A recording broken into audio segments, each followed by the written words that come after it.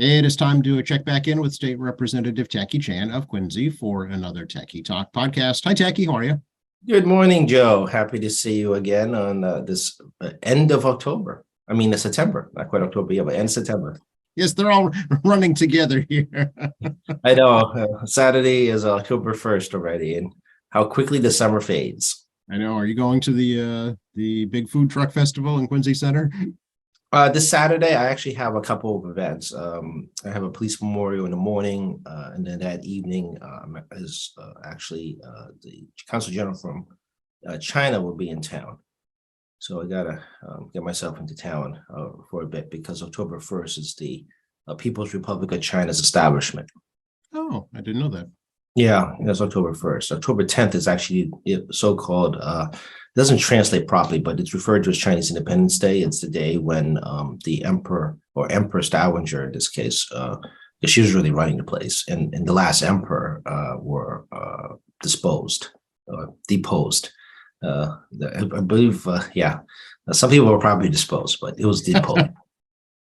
That was way back in 1919. So interesting. Okay. So yeah, there's a couple of Chinese related events. And there's also a Korean event this month. It's Korean Foundation Day, which I think is the 5th of October. I have to look it up again. But October actually has some significant holidays for Korea and China. Speaking of events, I saw you went fishing. I did. The Division Marines and Fishery and Wildlife held an event in Nut Island to promote fishing as a recreational opportunity for folks. Very happy they went down to Nut Island. It's a beautiful spot. As some of you may know, it's the MWA pumping station for basically all the sewage from Quincy and parts of other towns into Deer Island. And I'm not old enough to remember it, but I mean, that used to be a really nasty place at one time too. They built that brand new pumping station, which is great. You can use it as a community room. You can walk the property. It's beautifully kept. So, they decided to do a promotion in Quincy on fishing as a recreational sport. They provide education materials, stuff for kids, and they provide the rods and they bait the hooks for you. So you don't have to worry about getting your hands dirty. Did you catch anything? I did not. I ran to a few constituents and we had a chit chat about issues that are important to them, and and watched them bring buses of people. They actually had a parking designation at Atherton House School, and they bussed them in from there. And I got there pretty much at the beginning of the event and was quite surprised and impressed exactly how many people want to try it out. And I hope it encourages people to take advantage of this recreational sport. And Quincy is actually a great place, as well as other South Shore coastline areas, to do recreational fishing. Oh yeah, and it's a beautiful spot out there, even just to walk around. If folks have never visited, it's a lovely park now. You get beautiful views of the Boston skylines. It's really worth checking out. Oh yeah, bring your camera. You take East Street to the very end where it becomes C Ave, go up Great Hill, go down the other side of Great Hill, and then you have to your right the pumping station. They're only open during daylight hours. They do close it to the public at dusk. And then to get out, you can bang a left and go back to where you came up, C Ave. That side you can go straight down and go straight back to C Street that way, because there's a one-way going back the other side of Great Hill. So it's actually not that hard to get in and out of. I just think it's just one that people don't think about it so far out of the way. Yeah. Every part of the city has a gem that most people don't realize, whether it be a quiet spot with nature or a historical marker that people don't really think about visiting. It's true. Yeah, there are a lot of hidden places that folks have probably lived here all their lives don't even know about yet. So it's worth exploring. The Parks Department actually has a great map on their website of the public parks and recreational areas. So folks should check that out. Yeah, lots of places to walks. Obviously a lot of places you can bring your dogs. Remember to clean up for your dogs, and great for kids. And the city and the state does a pretty good job on maintaining these properties, especially during the higher, busier seasons when the weather is warmer. Yeah. So it might be a good chance to mention, I know the Friends of Wollaston Beach is having a Kids Fest on Sunday, October 9th. They had to be delayed because of a weather concerns. So that's something to look forward to. Yeah, they're having an event on 9th and they're having an annual meeting, I believe, what is it, like 8 days later? So it's like 22nd or 23rd. So, the Friends of Wollaston Beach is, a wonderful partner with the DCR and the city to promote Wollaston Beach and the surrounding area and create some recreational activities for families. So, yeah, they were supposed to go off this event during Labor Day weekend, but it got a little hairy that weekend on weather. And whether rather than take the risk, they pushed out about a month to try to get ideal conditions or better conditions, so people won't get wet. Yeah. Seeing as we're on the topic of weather, let's talk about what Hurricane Ian did to Florida and concerns, I guess, that raises here in Massachusetts. Yeah, it's been about 100 years or so that the direct hit on the Gulf Coast side of Florida. We were just talking earlier about this. I mean, generally, if it's in the Gulf, it spins around and actually goes into kill places like New Orleans and Houston, right? It does like head out to Florida, but because of the way the currents work and the wind works, it kind of bangs a left and builds strength and swing back up either to smack the New Orleans region, that side of Texas, or spin back into Mexico. Mm-hmm. This is actually very unusual that it hit the Gulf Coast and then just proceeded to go straight through the middle of Florida on its way up to the Atlantic. And because of the nature of the winds and the water, it's going to be weakened as it hit North and South Carolina. People remember that a lot of these hurricanes come up the east side of Florida and just keep climbing up, and we hope we don't get smacked in the way through. But it's a clear sign again of climate change. I mean, globally speaking, everyone's been really dry or really wet, and not surprising, the wet places got wetter, and the places that are dry, meaning that it's not like a tropical weather situation like New England is not a tropical weather zone, got drier. And if you look at the typhoons that have moved through the Pacific, going straight up into Korea, they were looking at Category 3s. Not that often typhoons hit Korea. It's a long way from the warm waters south. And Pakistan, 30% of the country was underwater. Yes, yeah, I saw that. So definitely been some extreme weather events. Yeah. Yeah, that not surprising happens in the warmest sections of the world. So this is what we're going to be living with. And Massachusetts is a coastal city. And my line to Maura Healey is coastal defenses. We have to really make an investment as a state of how we're going to deal with rising waters and how we're going to deal with potentially more severe storms. Particularly now we're starting a hurricane season, essentially, and they may not rise to a level of a hurricane or tropical storm, but nor'easters are basically tropical storms for us. Mm-hmm. It's just a very quick hitting tropical storm as opposed to a developed one. They just nor'easters don't develop until they actually get to Connecticut. Right. And if you have two storms collide, where you have one coming out of Chicago and you have one coming to the coast, and happen to have a meeting of the minds in New York, we've seen that happen too. Yes, the perfect storm. I think 1991 that happened. Yeah. Yeah, it does happen. People kind of think it does, in the sense that we're kind of sheltered from these sort of things, but we really are not. So, all meteorologists and scientists are thinking that these mega storms or these very severe Gulf Coast, Atlantic hurricanes are going to continue, and they're not going to get any smaller. They're going to get stronger as time goes along. It's just that up here, the storm weakens unless it picks up moisture from a traveling buddy coming into Chicago and decides to meet up and wreck the place, so to speak. Hit and run. But even the last storm, was it Fiona, Flora? Mm-hmm. Actually did bypass us, but it took a smack at Halifax. So rare to see Atlantic Canada get hit by a hurricane. Yeah. Very rare. It took Halifax. It managed to get around Massachusetts without doing a whole lot to us, but it smacked Halifax on the way up to the colder waters where it dissipates. Yeah. Of course, Quincy, as you noted, is a coastal community. I know there've been a lot of seawall repairs being done. Is there more in the pipeline? Yeah, there's plenty of work to continue seawall repair. The seawalls, particularly in my district, are all owned by the city. So despite they've used state and federal money over the years, and when I mean years, I mean decades, many decades, it is city-owned properties. Obviously the state has put up some money for seawall, both design, engineering, and some construction costs. Senator Markey, Senator Warren, and Congressman Lynch have also all got some federal money to help with the seawall project. And of course, city put up its own bond money as well. So a lot of state, federal, and local partnerships regarding the seawall repairs and some cases seawall elevations. Like Adam Shore has an elevation of 2 feet, I believe, of seawall.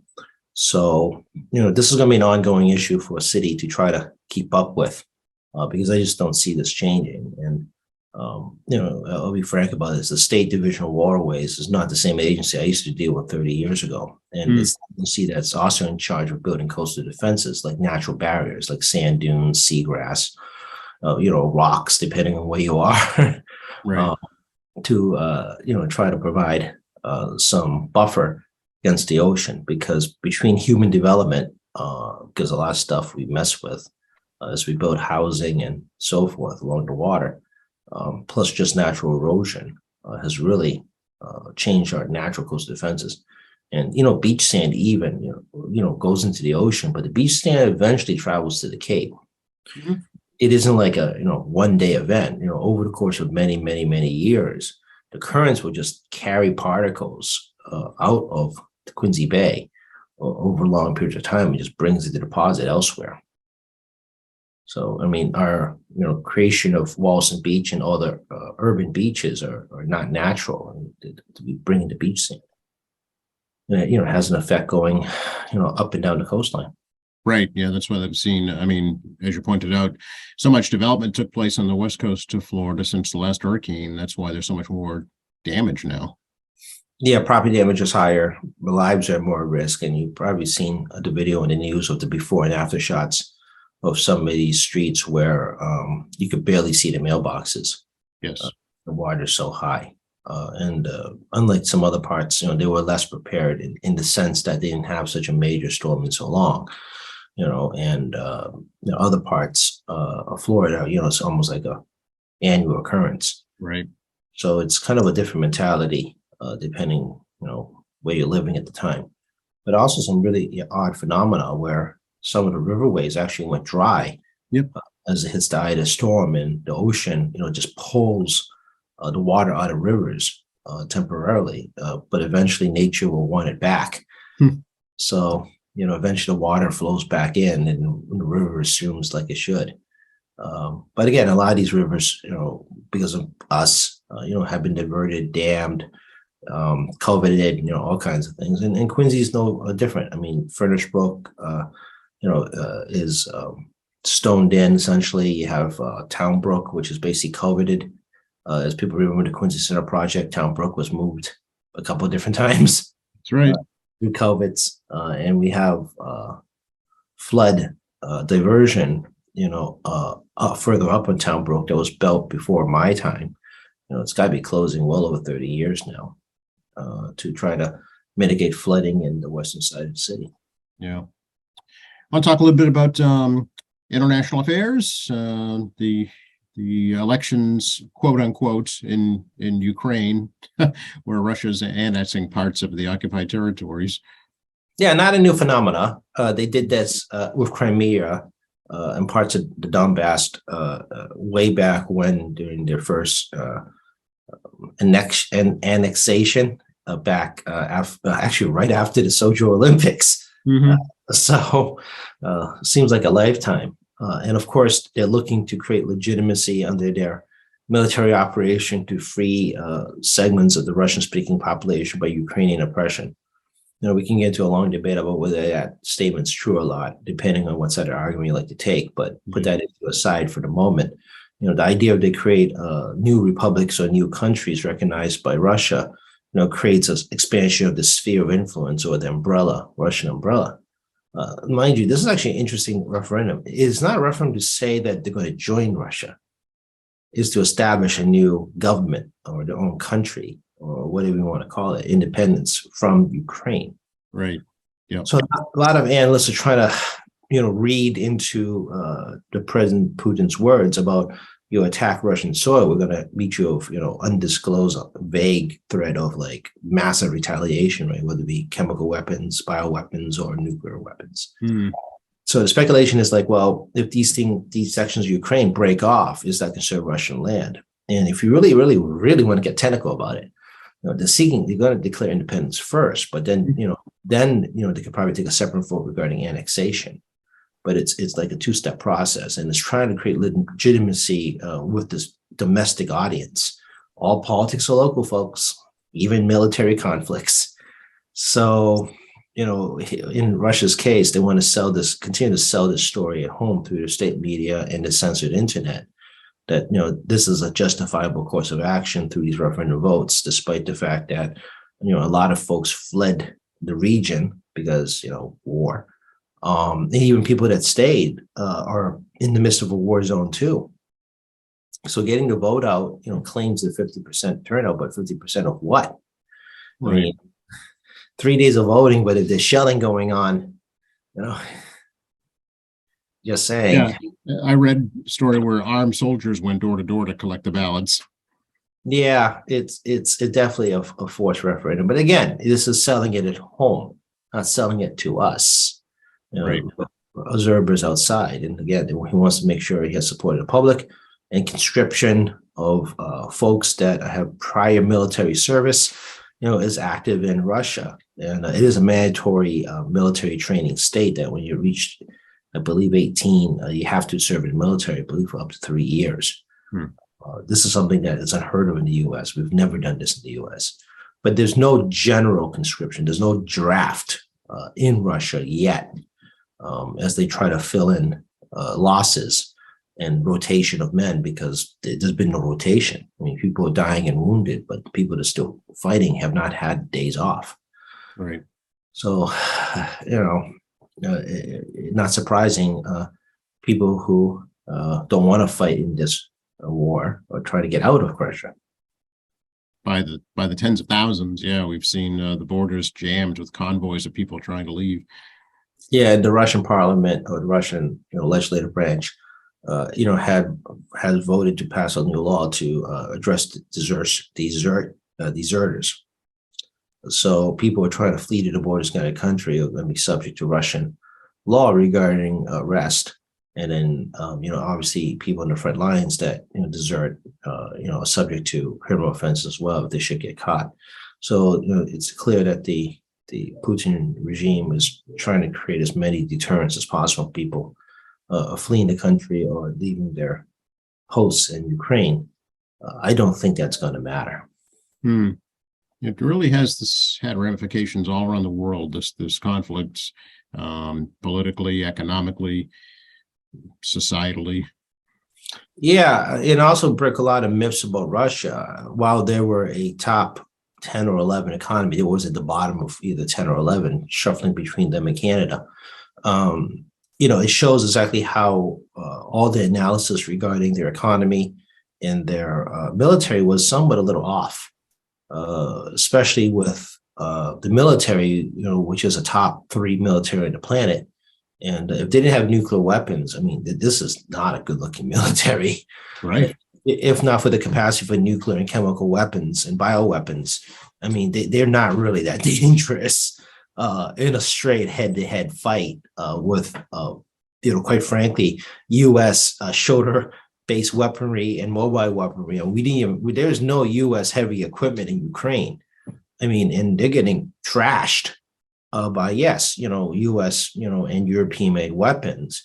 But this is not the heavy stuff. Right. In this sense, we're still providing them conventional, the Ukrainians, more conventional artillery, which is towed artillery. The mobile artillery gets a lot of news because it's such an amazing piece of military technology where, you can shoot your artillery and they just drive away before they know you were there. Yeah. As opposed to towing artillery, as you guys watch movies, these larger guns, need to be towed. Is what a lot of what the U.S. sent over. So, yeah, it's amazing. An economy, of course, they're tied there are really tied to national network. And, Nord Stream 2, had some damage or question whether sabotage under the Baltic Sea by the Russians. How dependent they also are on fossil fuels as their primary revenue source. And given how weak your economy is, taxation on the population is unlikely to generate much more money, because you've not heard them tax anybody. You can't get blood from a stone, as they say, right? Yeah. Yeah, and their grain exports and their raw material exports beyond fossil fuels is the lifeblood of that economy. And like you can run a country on it, but again, I mean, it's considered not a superpower, but definitely a major military economic country, especially in the European bloc. Mm-hmm. Yeah, it's interesting. Ukraine's been able to do this really without air superiority. Typically, you would win a war by air, right? But they don't seem to need that. Yeah, Ukrainian Air Force is still up and running. I Right. mean, still running sorties inside Ukraine proper, targeted locations, basically to harass, to try to keep Russian forces from, creating advance movement through bombing and, clear the path, so to speak, in front of you. But they're also being very careful to avoid areas of high anti-aircraft fire. So obviously to keep away from Crimea, to keep away from the Black Sea. But they have been really harassing Russian planes in the interior of Ukraine. And I've not seen a news article yet, but I mean, early in the war, CNN was out with the Air Force and in an undisclosed location. Obviously, they did a lot of masking of identification of planes and pilots. But they're still, it's not a big Air Force, but it's Right. still a fully functional Air Force in Ukraine. And they had that hit on a fuel depot way back at the beginning of the war with helicopters. They were not U.S. made helicopters, they were Ukrainian helicopters, but it snuck out a border, shot some missiles at a fuel depot and ran off again. So combined arms is not completely lost on the Ukrainians. They have limited air support, but the air support combined arms that they're using has been extraordinarily effective. Yeah. Back here at home, Taki, let's talk about our economy. Do you think the interest rate hikes are working? Well, technically, depending who you want to talk to, we're in a so-called recession that's not really a recession. We've been talking about this for actually many weeks now about my thoughts on the matter. And the economy has shrunk, but it's minuscule shrinking. I mean, we're talking less than a percentage point. I know the Fed's looking for 2%, and it's not even near there. Not even near. They're trying to shrink the economy a minimum 2% and try to do a soft landing reduction. Unemployment has not spiked. I mean, it's gone up a hair and gone down a hair. It's been this kind of like a little bumpy road. But I mean, not a lot of people on unemployment benefits as the country stays in that 3%, give or take a few percentile points, fractional percentile points back and forth. But I mean, this is amazing. And again, I still believe consumer spending will drive down GDP as we move into the winter months, and constant warnings about energy spike pricing coming down into the wintertime. People are getting ready for that and any type of holiday travel. So, we're a consumer-based economy, we're a service-based economy. We're not a manufacturer-based economy. We completely exist in the movement of your money and my money, my personal pocketbook money around to buy goods and services so people can be employed and can buy, the business can buy goods and services to, create that loop of economic development. So, but, I was out last night in Quincy Center, and it was hard to find a parking space. Mm-hmm. Yep. At 7 p.m. So people are still eating out for now, despite increased food prices. You guys all have seen, big spikes. Some restaurants actually was at Tennessee Ribs in Braintree, and they stopped taking credit card transactions because the transaction fees are too high. They're charging 3.5% on your bill if you do so. And it's fully disclosed walking the door. Cash is king.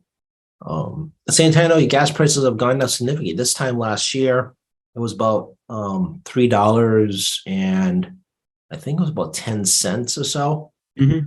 And in Quincy, the average price is like $3.44 or 45 cents, depending whether you're food serve or self-serve. And even the BJ's membership is down to like $3.34. Yeah. Yeah, it's high, But keep in mind, a year ago it was about $3.10, and is a far cry from close to $5 when the Ukraine war started. Right. Yeah. It's so interesting, but you pointed it out. It's everybody's working, so everybody's spending. People continue to spend. I just think it's going to be much more in essential service spending. Like people have to eat, right? It's complicated, but unless there's like incredible deal on appliances or other large ticket items, I just don't see people buying a lot of large ticket items. And even car dealership advertising is coming in hot and heavy on the television as they're trying to get some sales going before the winter months. Right. Yeah. Although they're facing the supply shortage issue in the manufacturing sector still today. Yeah, I mean, car prices was extraordinarily high because, again, supply chain, and people don't realize that car prices, no matter what decade you're in, the size of the car is what we look at. The price structure, the size of the car hasn't changed that much over the course of 50 years. I mean, it does go up, but it doesn't reflect the rate of inflation. This is the first time that it's really reflect rate of inflation, not because of inflated costs you see in consumer goods. It's just supply chain. Right. Yeah. Getting parts is extremely difficult. So, I mean, they're looking at 8% in August inflation rate. I have a hard time seeing that September is not in the close to 8% zone. Ideally, you want to get inflation down to 2% and move us into, as a point out, negative 2% GDP to make that happen. And we got to weaken the dollar. I mean, it's killing us. And people are like, strong is good. It's an interesting common sense mentality. But don't forget that people buy our stuff, anything we manufacture in the U.S. export, whether it be raw product or, assembled, or even parts assembled, is now very expensive for a foreign country to buy. Right. So that's going to tamper growth. Yeah. That's going to tamper growth naturally. That's why this economy makes no sense. You got a really strong dollar that's tampering foreign people from buying our goods, foreign countries buying goods. But because of supply chain, we have to pay for it because we have no choice because they have supply chains issues. Right. Now that everyone's paying for too much because the dollar is too strong, which has an adverse effect on the bottom line in foreign countries because they have to jack up their prices like we've jacked up our prices. We've jacked up wages as well because we have a workforce shortage. I mean, 1 people are dead, and you have people leaving their jobs because they're retiring now because people rethought how their lives operate because of COVID. And then you have also people leaving jobs for greener pastures because there's a buyer's market. And of course, energy prices are high, which drives up also local costs as well. So you have that double inflation. Again, it's not uniquely just the US. This is a global issue. And we're a consumer-based economy. Most first world countries, consumer-based economies, trying to rotate money around. But again, we talked about this last time. Your saving account isn't dramatically increasing in interest because the banks are trying to figure out what stability looks like before they play with other interest rates. But now there's a competitive CD rates for online banks and other non-conventional brick and mortar banks to try to get your money into their CDs because they have less overhead and they want to increase deposits. So this is totally weird. And Massachusetts is unique in many ways because while we have high interest rates, housing prices isn't dropping greatly because we don't have sufficient stock. Right. Yeah. Now, if you're a less desirable part of the country where you weren't able to sell your house anyway because there's no jobs in your region, well, they're still not selling. They're just dropping in price and still not selling. Up here where we have high density and limited stock, don't count on housing prices to drop dramatically at all. No, somewhat, but right. I don't think there'll be a crash at all. Like, as you say, there's just not enough supply to meet demand. Yeah. And this is why this is such an odd set of circumstances. A conventional recession would have the banks collecting on people's mortgages or foreclosing like crazy. You have people doing massive layoffs because, there's just not enough money to move the economy around. And goods and services price structure, wouldn't have such a dramatic change of 8%, 12% increase in inflation. And then, the dollar would be weaker. And that would be better because people stop buying our stuff and then they'll start rebounding the economy once the dollar bottoms out and people start buying our goods in large amount, which then restarts employment. on the international component, then, you got the money circulating around locally to restart the economy as well once, we reach equilibrium on unemployment. And unemployment to economists are very important because that means you have a pool of people that need a job. Mhm. You can keep the unemployment rotating. So that's why unemployment rates eventually taper off at a top point as employers and everybody start to readjust their business models, and then they start looking for employment again as overall goods and services become desirable, not just locally, but international level. Yeah, that's good time for us to travel to Europe, though. Our dollar goes way further. Oh yeah, the euro and the dollar is practically 1-to-1. And you saw the British policy on massive tax cuts and increased spending. You guys are like listening, like, what? It's not. It's the trickle down theory that didn't work here. It doesn't work at all. It does not work at all. But the idea that we can cut your taxes and spend more money, not surprising. It comes from the Conservative Party in England. It sounds very much like Republican DC as well, where they want to spend programs like mad. You never hear them cut programs, Right. but they also want to have you give less money to the government, but somehow expand program development. A very similar story in England right now, which is causing a huge ripple effect against the pound or the sterling, which is bottom out at $1.03 US against the sterling, which normally is closer to $1.20 US per sterling. And it's going to still bottom out, I suspect, as it goes along, as economists in a hyper recession looking at a massive debt increase, it's a top 5 economy, but it's not the US. Right.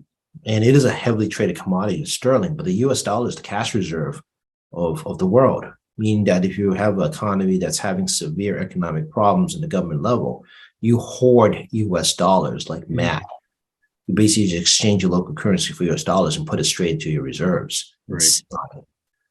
Because the US dollar valuation is always good, and you buy US debt like mad. You also buy US debt because the US is the guarantor of that debt, and the US has, except for one time when the Republicans and Democrats in Congress couldn't get their act together, the US has never missed a debt payment in the history of this country. No, I mean, we saw China buy up huge amounts of US debt because of that. Yeah. Yeah, you're gonna buy in other countries, and even regular folks are buying treasury bonds, right? People are buying, countries on the other hand aren't like people because they can wait 30 years for the interest to come to fruition, but even with low interest, but it's also guaranteed payment. So I mean, if you're a foreign country running into a financial situation and you need some cash reserves, you're buying up US dollars and hoarding dollars, and you're also buying US bonds and hoarding them too, because they're stable. Yep, you're guaranteed. It's a sure thing, which is very rare in in the markets these days. Yeah, I don't see people buying Somali bonds. I mean, you're not doing that. It's a very unstable country. Right. No guarantee of payment. Yeah, and there are municipal bonds too. People should be aware of. You can buy stock in the city of Quincy if you want. Oh, absolutely. But the bond rating is significantly lower. Yes. Interest rate is actually better. And but historically, bond issuers don't like places that have unstable income and fickle decision makers. So while property taxes drive all of our finances, that also pays these bond debts. The property valuation varies, which creates uncertainty that they can be paid on time, which is why we don't, the rates are a little bit lower. So the city doesn't miss bond payments either. But because of the nature of the income, creates nervousness with the bond issuers. Right. Yeah. I know what you mean. It depends on the state of the economy of the city at that time. Yeah, same thing at our level. I mean, we have actually a very good bond rating too, but because the legislature is a fickle entity, we start cutting taxes, our bond rating will go up because they get nervous that, we cannot budget ourselves correctly with the claim. Right. Now that we are in a temporary, and I always say we're temporary because it's temporary losses, temporary gains situation, Wall Street's pretty confident, that we can at least pay our debts for the next few years. But we hit a recessionary period. If we do massive cuts with no tax increases, the debt people will kind of look at us like, okay, let's reevaluate these guys. On a Washington level, we print money. I mean, and the debt holders know it. And we were 80% of all currency transactions in country is 80% is U.S. currency. So again, I mean, you don't miss federal bond payments because they know we can print the money. But at our level, obviously, we don't print money and we don't have deficit spending. So it's, you guys can see how we approach our debt service is largely reflects around a stability of our ability to pay. Yep. It's just like when a bank looks at you when you're applying for a mortgage, they think, can Joe really afford this? Yeah, that's why they pull your credit score to see how you pass debts, and also look at your income. And they try to figure out if you're able to have a position of employment that is stable enough and your income stream stable enough, looking at your credit score that you pay past debts, hoping that historical record result will also yield consistent future results in the individual regarding debt holding. Yeah. Let's talk about the election tacky coming up. What do you think about the race? Speaking about laws and bond ratings, the Attorney General's race.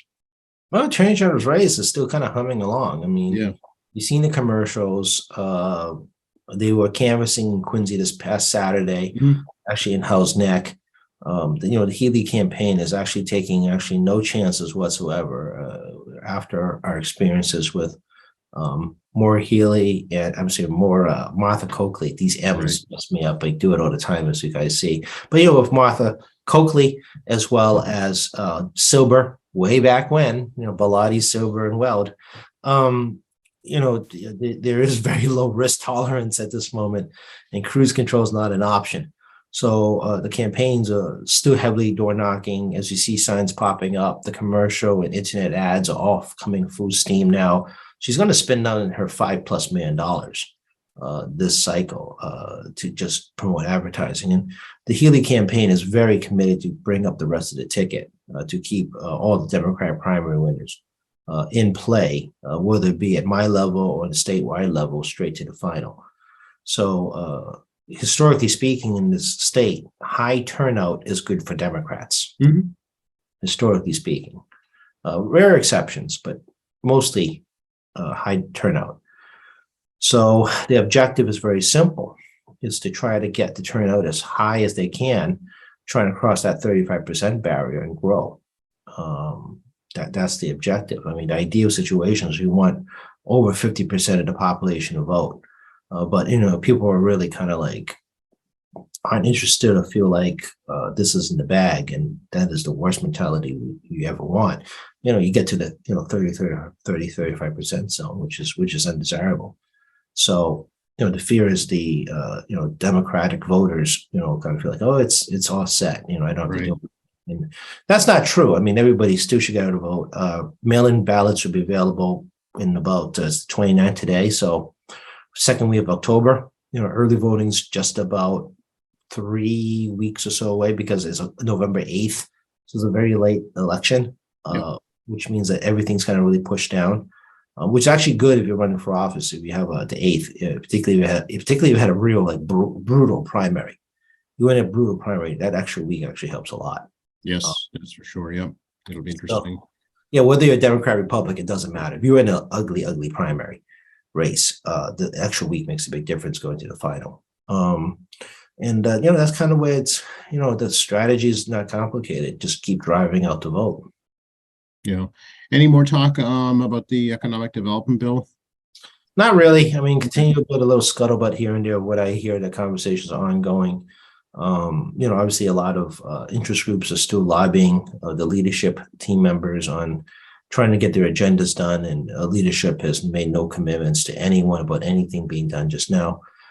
I again would advise people not to get their hopes up that major policy pieces will come out of the economic development bill.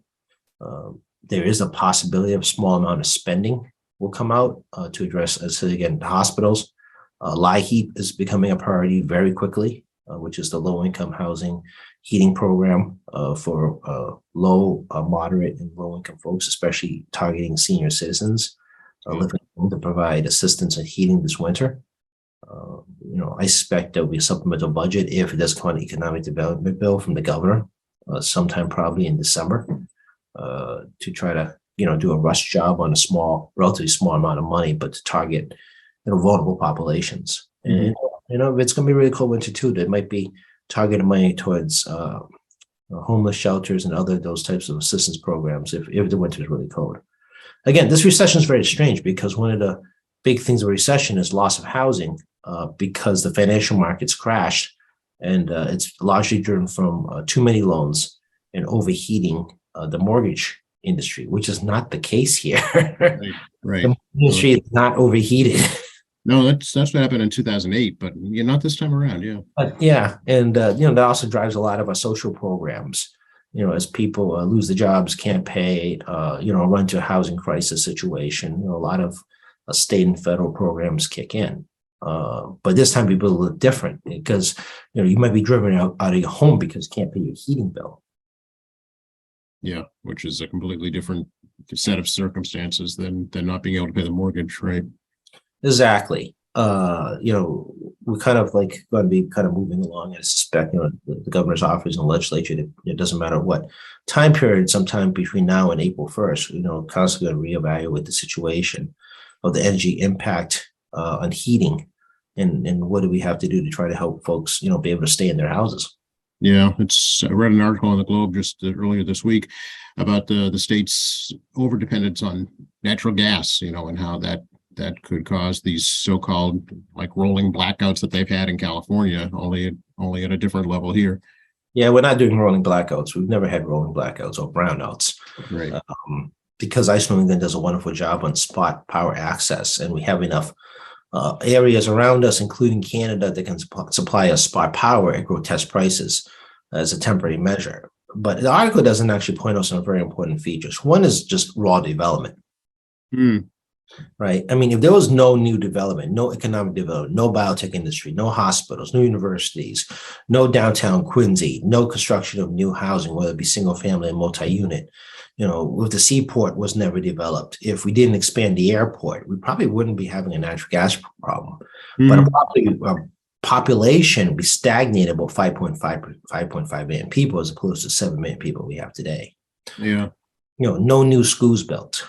No anything built, because the energy system is on demand. It's not future ready in the sense that not anticipating future economic development growth. They're looking at short-term areas because you can't build what you don't know, and you can't store excess energy. It's on demand use. You demand it, it's there. If you're not demanding it, it's not there. They just cut back on how much you're going to provide. Yeah. And there's also no second line. The second gas line was supposed to come out of New Hampshire into Western Massachusetts, was never built. They couldn't find a major utility to buy into that line to use the natural gas. It wasn't sufficient. So, anything west of Worcester, it has a serious natural gas problem, which inhibits Western Mass development. Right. So that article is missing a big half of that part. Is the change of how of the on demand has increased on natural gas. Caused by large economic development. And then, we also have less storage because we had better on demand because of the expansion of pipelines. And everyone remember we had 2 tanks, natural gas tanks off the expressway? Sure. Those are old enough to remember. Now there's only one. You didn't need a second one for storage, for backup, because natural gas pipelines were built that were much more stable and safer. And the second Algonquin line coming out of Connecticut to come into the South Shore, has not been built. Have the right of ways, but it's going to take a long time to be built. And there was a lot of legal obstacles from local communities trying to stop it, which also delayed construction. So the Globe actually is right, but doesn't really tell you the whole story. Gotcha. Yeah. Because it doesn't explain that energy is not like something you can store at home to use later, or the utility stores for you. It's on demand. You turn on your light switch, you expect the light to turn on. Right. But it isn't like there's like a generator waiting for you to turn the light switch on. They have to keep a steady flow of power all the time, waiting for you to turn your light switch on. No, they're generating it as you're using it. Exactly. And when there's enough people to, overuse the generation, it reduces what's ever in the wires. Affects the impact, which then requires to pump more power from a source outside the state. Yeah, which costs way more money. Exactly. So Hmm.